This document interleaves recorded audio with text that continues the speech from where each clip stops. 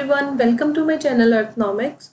In this video, we are going to start with the measures of central tendency, and you will find the different timestamps for the different parts of this video in the description box. So let's start with it. अगर हम बिल्कुल simple language में बात करें तो कोई एक ऐसा नंबर जो किसी भी सीरीज़ के बिल्कुल सेंटर में लाई करे, that will be the central tendency of that series. हम एक एग्जांपल लेते हैं सिंपल सी सीरीज़ की, विच इज़ 28, 29, 30, 31 एंड 32. इसमें बहुत ही इजी क्लियर है कि 30 है वो इस सीरीज़ के सेंटर में लाई कर रहा है. So this is the central tendency of this series. But obviously this is not going to be this simple always. So there are different ways and methods with the help of which we can calculate the central tendency of the given data. So these methods are arithmetic mean, geometric mean, harmonic mean, median and mode. One by one हम इन सभी methods को discuss करेंगे. इस video में हम basic concepts के साथ साथ इनकी मेरिट्स, डीमेरिट्स एंड प्रॉपर्टीज़ को भी डिस्कस करेंगे. बिकॉज यूजीसी नेट इकोनॉमिक्स के एग्ज़ाम के पॉइंट ऑफ व्यू से ज़्यादातर जो क्वेश्चंस हैं वो प्रॉपर्टी से रिलेटेड पूछे जाते हैं या फिर इनकी मेरिट्स के बेस पे पूछे जाते हैं. सो बेसिक कॉन्सेप्ट्स के साथ साथ हम इन सब चीज़ों को भी कवर करेंगे. So now let's start with arithmetic mean. Okay, so before we start with the concept of arithmetic mean, उससे पहले हम डेटा देख लेते हैं. Because different type of data के हिसाब से अलग अलग फार्मूलाज यूज़ किए जाते हैं. हमारे पास बेसिकली 3 टाइप्स ऑफ डेटा हैं: individual series, discrete and continuous. अब इनका मतलब देख लेते हैं कि क्या मतलब बनता है. इंडिविजुअल सीरीज़ में आपको कुछ ऐसी सीरीज़ देखने को मिल जाएंगी जिनमें हो सकता है कि सेम गैप हो या फिर डिफरेंट टाइप ऑफ गैप भी हो सकता है.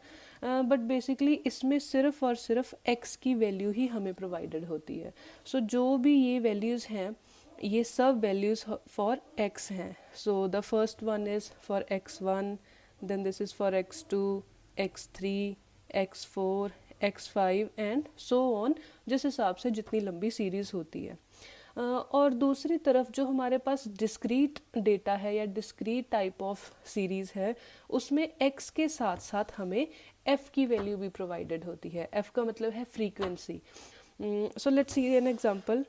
In this example, I have taken weight and the number of students. So as I was talking earlier कि हो सकता है क्लास में ऐसे 5 स्टूडेंट हों जिनका वेट 40 kg है,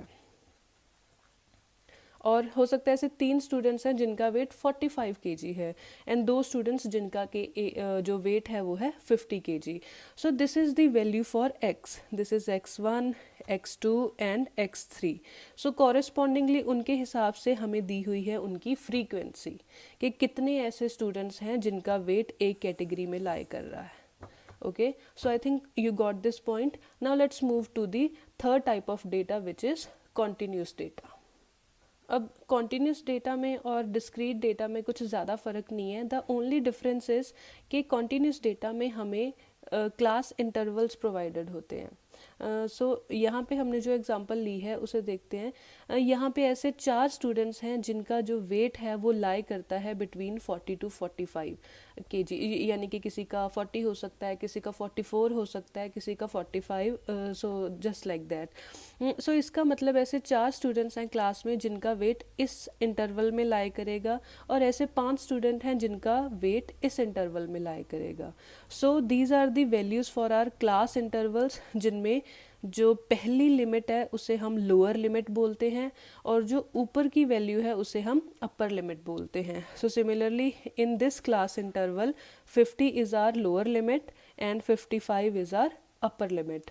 एंड नंबर ऑफ स्टूडेंट्स, जैसे आपको पहले बताया कि this is the frequency. So I hope you have understood that different types of data. अब इनके हिसाब से हम इनके फॉर्मूला की बात करते हैं.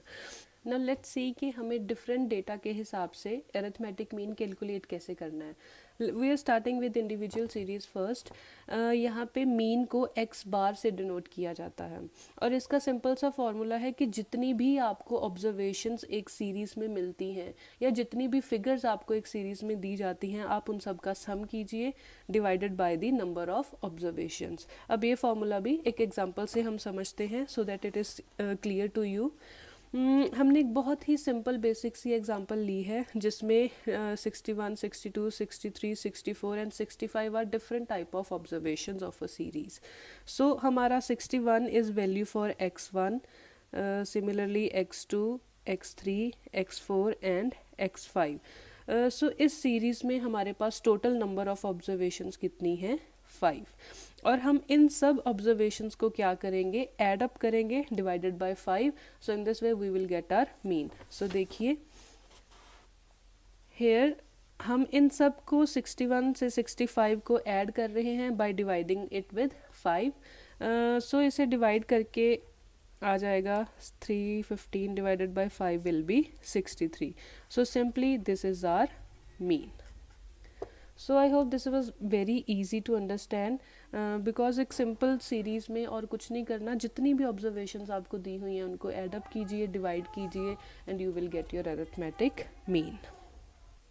सो इससे फॉर्मूला बनता है अरिथमेटिक मीन का. इन सबको ऐड करना है तो इसे हम लिखेंगे सिग्मा. सिग्मा हम ये सारी x की वैल्यूज़ हैं, sigma x divided by this was number of observations, so this is denoted with n. So this is the formula of mean for individual series where n is the number of observations and sigma x is the sum of given observations. Now let's see the formula for discrete series and continuous series.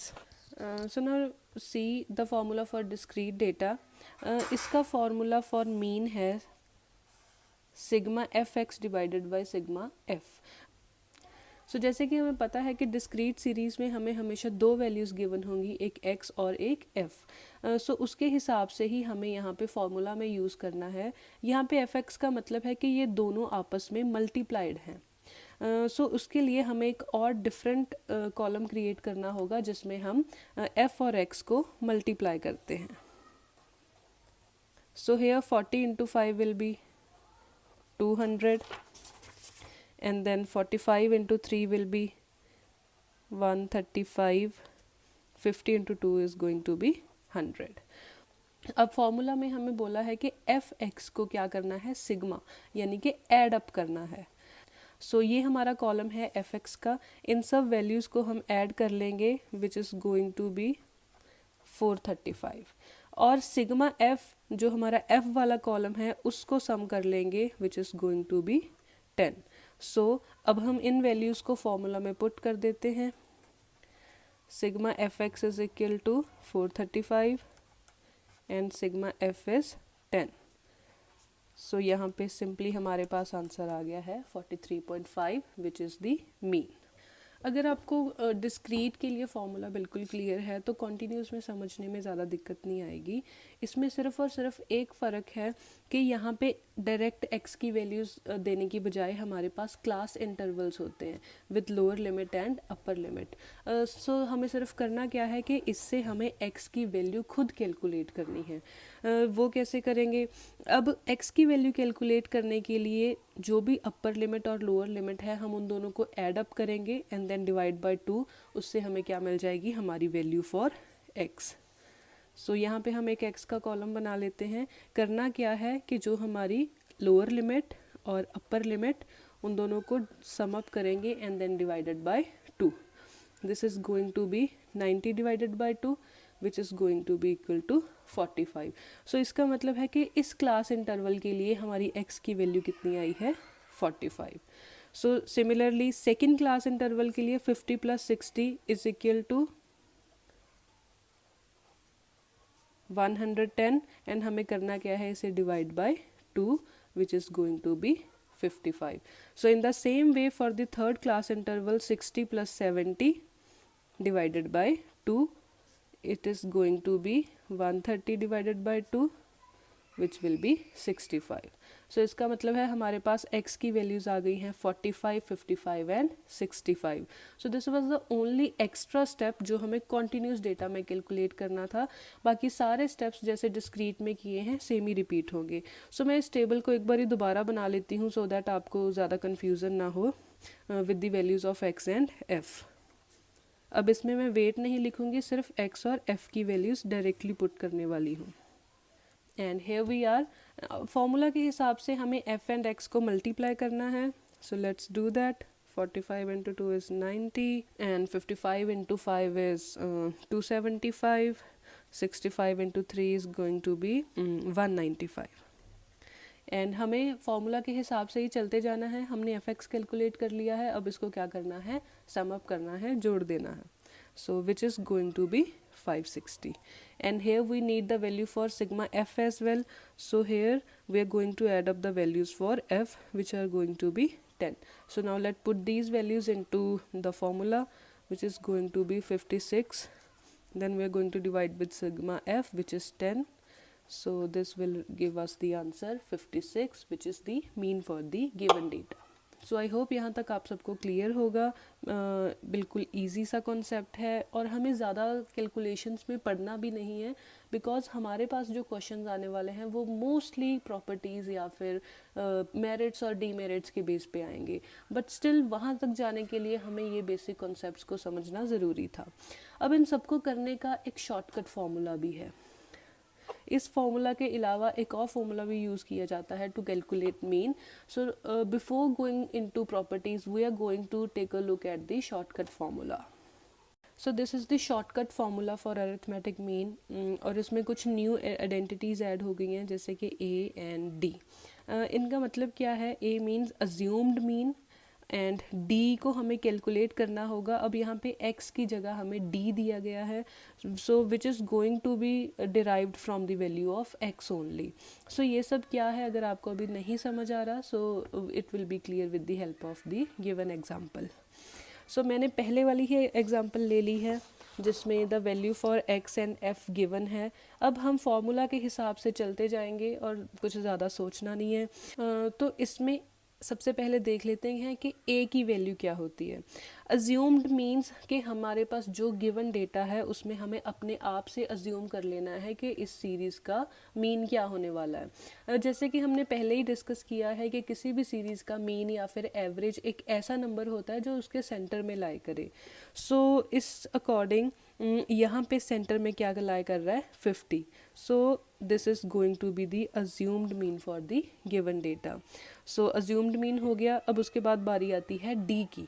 अब पिछले data में जैसे हमें यहाँ पे x और f को multiply करना था, अब यहाँ पे हमें f एंड d को मल्टीप्लाई करना है. अब d को कैलकुलेट करना पड़ेगा. सो उसका फॉर्मूला है कि जो भी x की वैल्यूज़ हैं उससे हम a को माइनस करते जाएंगे और हमारे पास d की वैल्यू आती जाएगी. सो लेट्स डू दैट. इसका फॉर्मूला लिख लेते हैं. अब एक्स आई मीन्स कि different values for x, x1, x2, x3. सो पहली ये वैल्यू है x1 की विच इज़ 40 माइनस a की हमने वैल्यू अज्यूम्ड मीन हमने माना है 50. So here we go. 40 minus 50 is going to be -10. So इसका मतलब है हमारे पास 40 के लिए जो d की वैल्यू है वो आई है -10. सो सिमिलरली यहाँ पे x i means x2 which is 50 minus assumed mean भी है 50, it is going to be 0. And then third में x3 की वैल्यू है 60 माइनस अगेन a की value 50 which is going to be 10. So this is very easy to calculate. d की value derive होगी हमारे पास x की वैल्यू से और a की वैल्यू जो हम अज्यूम्ड मीन मान रहे हैं. अब बट फॉर्मूला में हमें मल्टीप्लाई करना है f एंड d को. सो एक और कॉलम क्रिएट करते हैं जिसमें हम f एंड d को आपस में मल्टीप्लाई करने वाले हैं. So 5 into -10 is going to be -50, 3 into 0 is 0, 2 into 10 is 20. So again हमारे पास है कि हमें इसे क्या करना है, सम अप करना है. इसे जोड़ दीजिए which is going to be 30.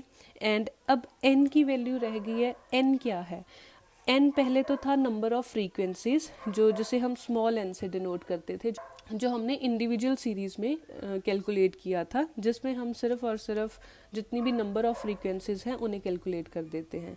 पर दिस इज़ कैपिटल N जिसका है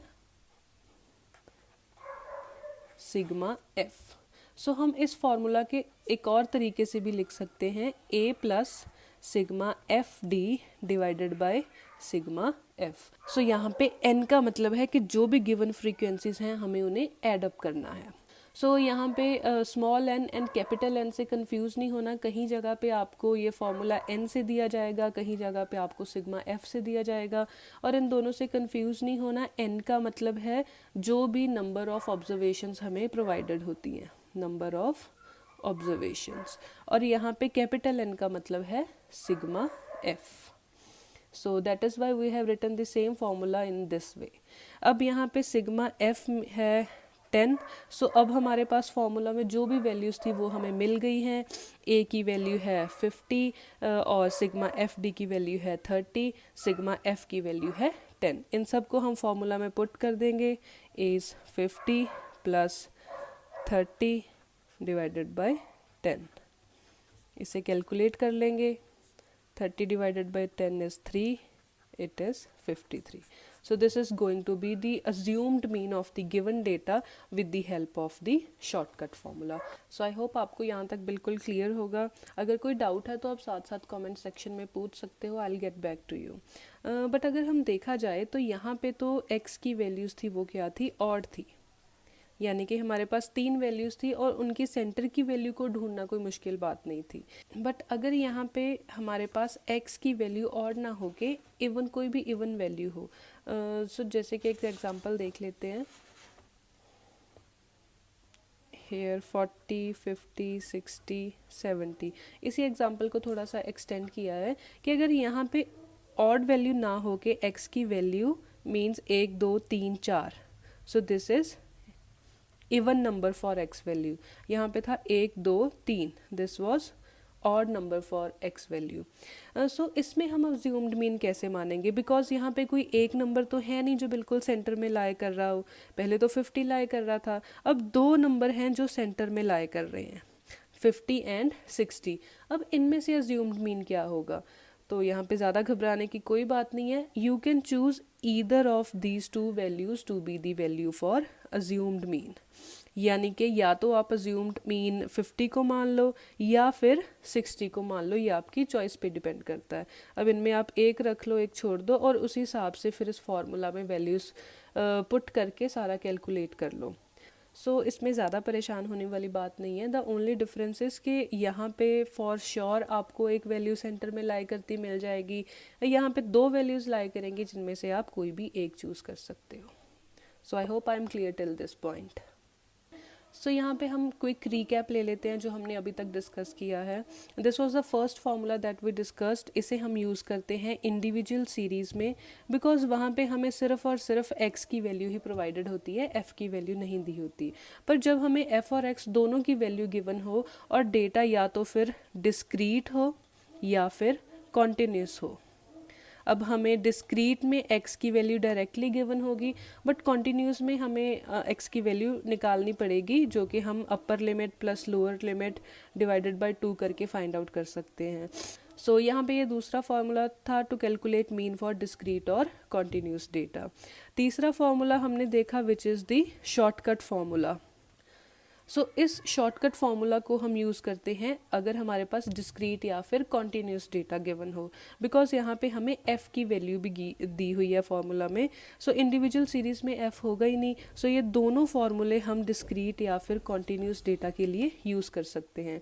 यहाँ पे a था अज्यूम्ड मीन, d को हम निकालते हैं by taking a difference of x and a, और n का मतलब और कुछ नहीं है विच इज़ सिग्मा f।